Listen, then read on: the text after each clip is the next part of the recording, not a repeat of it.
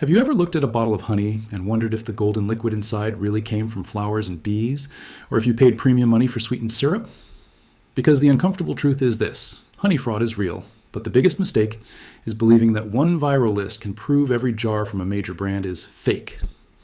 Before we begin, tap like if you want food shopping videos that separate evidence from fear, subscribe if you want smarter pantry choices, and share this with the person in your family who buys honey every single week. Now, let's make one thing clear. This is not a video about attacking companies with dramatic accusations. It is about protecting your money, your trust, and your kitchen. Honey is one of the foods most vulnerable to fraud around the world because real honey takes time, land, flowers, weather, healthy bees, and patient beekeepers. Syrup is much cheaper. That price gap creates temptation. The problem is not always that a bottle contains zero honey. Sometimes the issue is added sugar syrup. Sometimes it is unclear sourcing. Sometimes honey is blended from several countries with little detail. Sometimes it is heated and filtered so heavily that it becomes difficult to trace. Sometimes the label uses words like raw, pure, natural, or organic in ways that sound more meaningful than they really are.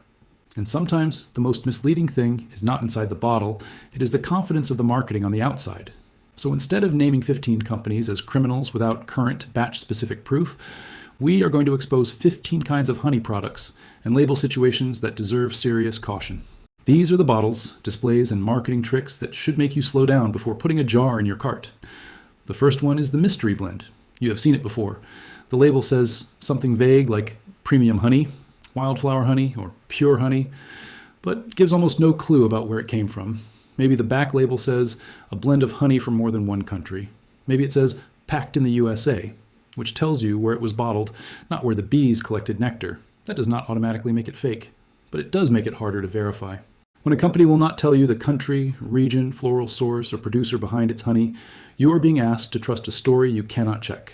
A transparent company does not need to reveal every beekeeper's private address, but it can tell you something useful. It can say whether the honey came from the United States, New Zealand, Argentina, Brazil, Canada, Mexico, or another source. It can explain whether it is single origin or blended. It can provide a lot code. It can show a traceability program. It can answer questions. The second warning sign is the impossible bargain. Honey has weight, not just on a scale, but in labor. Bees must gather nectar. Beekeepers must care for hives. Honey must be extracted, handled, stored, tested, bottled, shipped, and sold. If a giant bottle costs less than what real local honey would cost to produce, that does not prove fraud. Large companies have scale. They buy in bulk. They use efficient packaging. But a price that looks too good to be true should make you curious, especially when the label offers several expensive-sounding promises at once. Raw, organic, unfiltered, local, premium, medicinal, rare floral source, and yet somehow cheaper than ordinary honey. You do not need to panic. You simply need to ask a basic question. How is this possible? The third kind of product to question is the jar covered in meaningless wellness language. Nature's medicine, immune miracle, brain booster, heart healer, antibiotic alternative. These claims are powerful because honey has been used by people for thousands of years. And certain types of medical-grade honey do have established clinical uses in controlled settings, especially for wound care. But table honey is not a miracle drug. Honey is still a sugar-rich food. It can fit into a balanced diet. It can taste wonderful. It may contain small amounts of compounds from plants and bees. But it is not a free pass to eat unlimited sugar, and it is not a replacement for medical care. When a brand makes huge health promises but offers little information about sourcing and testing, focus on the missing information, not the glowing words. The fourth warning sign is a label that uses raw like a magic spell. Many people hear raw honey and imagine honey lifted from the hive, poured straight into a jar, untouched by heat, strainers, storage tanks, or human hands. Real life is more complicated. Honey must be handled. It may be gently warmed so it can move through equipment. It may be strained to remove wax pieces or bee parts. Different producers use the word raw in different ways. That means raw by itself does not prove quality, purity, or authenticity. A better question is, what does the producer mean by raw? Do they explain their process? Do they say whether the honey is heated? Do they say whether it is filtered? Do they provide clear information rather than relying on one attractive word? The fifth warning sign is a perfectly polished bottle with no real identity. The honey looks crystal clear. The label looks expensive. The branding is elegant. The color is a beautiful, uniform gold. Everything looks exactly the same from bottle to bottle. Again, none of this proves the honey is bad. Clear honey can be real honey. Filtered honey can still be authentic honey. But if all you know about a product is that it looks good under supermarket lights, you do not know much. Honey is an agricultural product. It changes with season, weather, flower source, temperature, and location. Clover honey can taste different from orange blossom honey. Wildflower honey can vary dramatically. Dark buckwheat honey does not look like pale acacia honey. Variation is not always a flaw. Sometimes variation is evidence that you are buying food, not factory perfection. The sixth product to be careful with is the honey packet. Those tiny packets in hotels, restaurants, airports, and fast food places are convenient, but convenience usually means you receive less information. You may not see a full label, you may not see the origin, you may not see a lot number, you may not have enough information to contact the producer. This does not mean every packet is fake. It means you should not assume that a packet is equal to a transparent jar from a traceable producer. If honey matters to you, buy the honey you use at home from a source you can evaluate. The seventh concern is the bottle that calls itself local while refusing to name the location. Local honey sounds comforting. It makes people picture a small beekeeper nearby, flowers growing in familiar fields and hives sitting under the same sky where they live.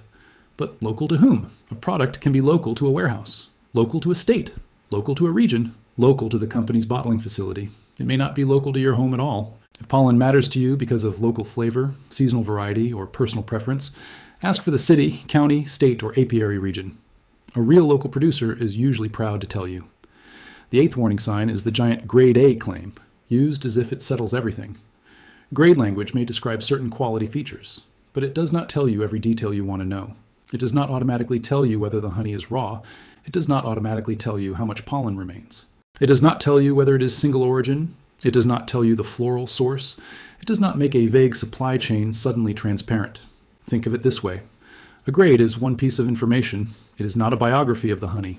The ninth product to question is a jar that promises 100% pure, but provides no way to support that promise. The FDA's labeling guidance is clear on an important point. If a product is called honey, it should not contain added sweeteners such as corn syrup or sugar syrup without being labeled accordingly. But enforcement, testing methods, international supply chains, and labeling rules are complicated. That is why trust should come from more than a large phrase on the front of a bottle. Look for details. Look for traceability. Look for accessible customer service. Look for testing information. Look for a lot number. Look for companies that show how they source honey instead of simply declaring that they are trustworthy.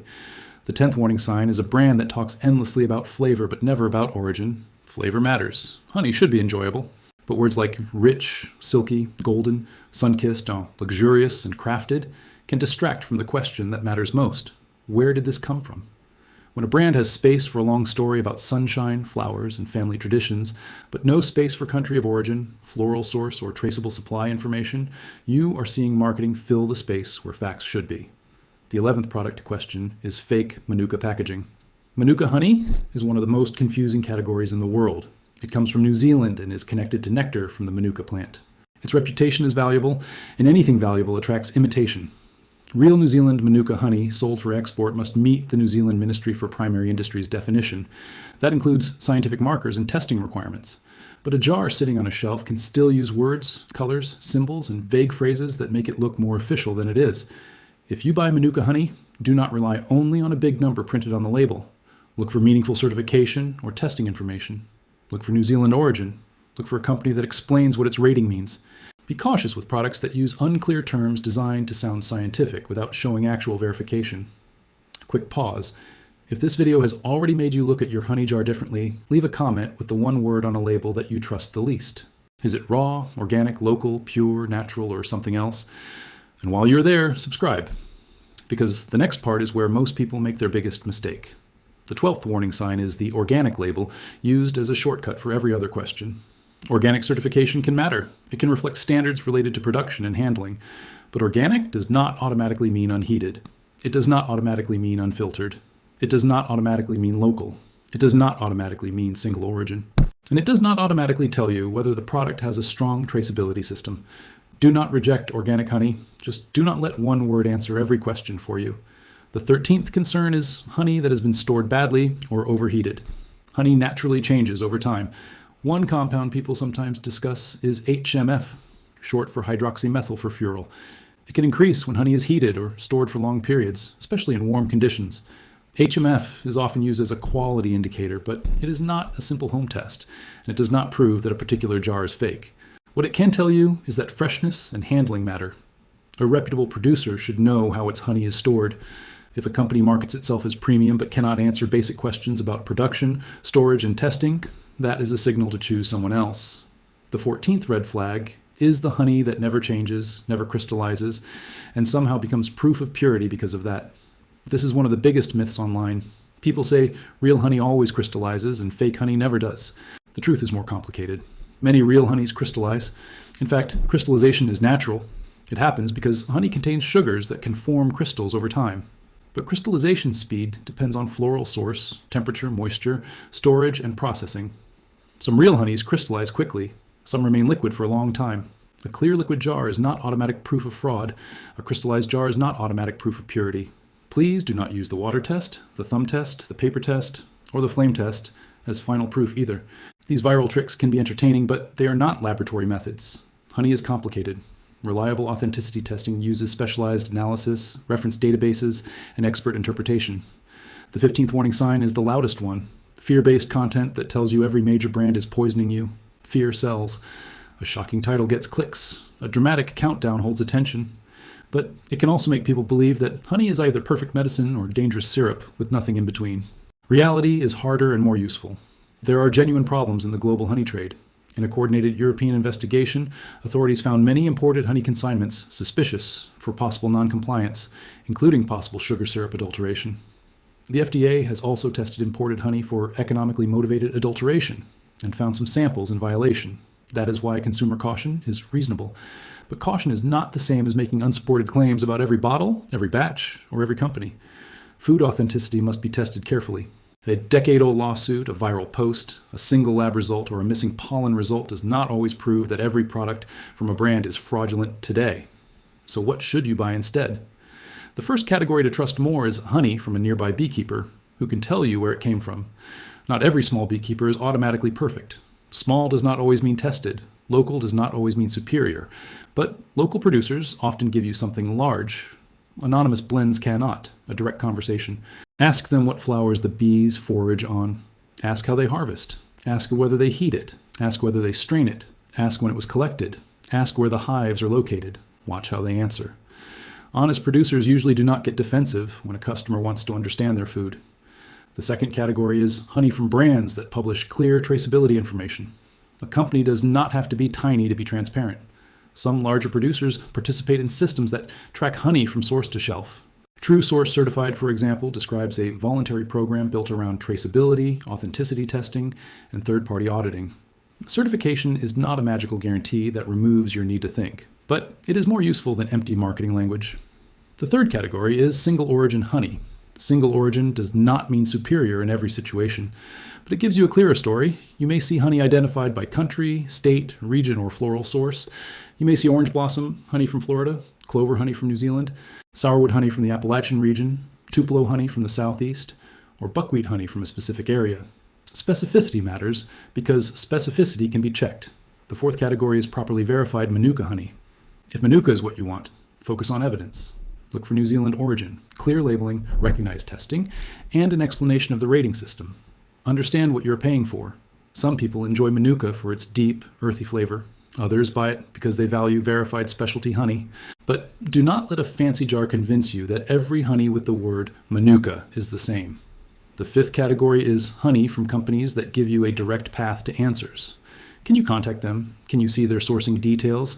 Can you find their testing approach? Can you scan a code that leads somewhere meaningful? Can you match the lot number to information?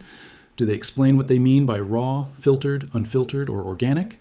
That is what real confidence looks like. Not a giant gold seal, not a dramatic slogan, not a celebrity endorsement, information. Now let's talk about 5 types of honey that are often worth looking for. First, raw or lightly handled honey from a known local beekeeper. This can be a wonderful option if you want a closer connection to place and season. Expect natural variation. Expect that it may crystallize. Expect that one jar might taste slightly different from the next. Second, single floral honey from a producer that names the floral source. Clover, orange blossom, tupelo, wild sage, avocado, sourwood, and buckwheat honey. Each have their own character. This is one of the most enjoyable ways to learn that honey is not one flavor. It is a whole landscape in a jar. Third, traceable blended honey from a company with an authenticity program. A blend is not automatically bad. Blending can create a consistent flavor and make honey more available. The question is not whether honey is blended. The question is whether the company can show you what it blends, where it comes from, and how it protects authenticity. Fourth, verified New Zealand Manuka honey when you want a specialty product. Buy it because you understand what it is, not because you were scared into believing every other honey is worthless. Fifth, darker honey from a known source if you enjoy stronger flavor. Buckwheat honey, forest honey, and some wildflower honeys can be bold, malty, earthy, or almost molasses-like. They are not better for everyone, but they remind us that real honey can be wonderfully diverse. And here is the part that matters more than any brand list. Your best defense is not memorizing 15 names. Brands change suppliers, packaging changes, manufacturing changes, markets change, testing changes. A list can become outdated while it is still being shared online. Your best defense is learning how to read a jar. Start with the ingredient line. For plain honey, you want honey. If it is a flavored honey product, it may contain other ingredients, and that should be clear.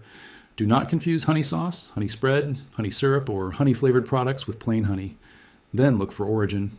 Packed in is not the same as product of. A country on the front is not always the country of the nectar source. Read carefully. Look for a lot code. It may seem boring, but boring details are good. A lot code tells you the producer is treating the product as something that can be traced. Look for contact information. If a company gives you no meaningful way to ask questions, that is a choice. Look for details that can be verified. Specific farm names, regional sourcing, testing standards, certification programs, batch information, real explanations. And remember what not to overvalue. Crystal clear color does not prove fraud. Crystallization does not prove purity. Thick texture does not prove authenticity. Dark color does not prove quality. Expensive does not prove real. Cheap does not prove fake. A beautiful label does not prove anything. If you want to test a honey jar because you are truly concerned, contact the company first. Ask for sourcing and authenticity information. If you suspect a product is mislabeled or unsafe, report it to the appropriate food safety authority in your country. That approach is more powerful than trying to decide the truth with a spoon, a glass of water, and a viral video. Now take a moment and think about what honey represents. A single spoonful can contain the work of thousands of bees. It can carry the taste of clover fields, citrus groves, wildflowers, forests, rain, heat, and entire seasons. That is why fraud feels personal. It is not just about sugar, it is about trust. But the answer is not fear, the answer is attention. Do not let companies sell you mystery in a golden bottle. Do not let online creators turn uncertainty into panic. Ask better questions. Reward clearer labels. Support beekeepers and brands that can show their work. And remember that the most valuable thing you can bring to a grocery store is not a list of scary names. It is the ability to think before you buy. One final favor.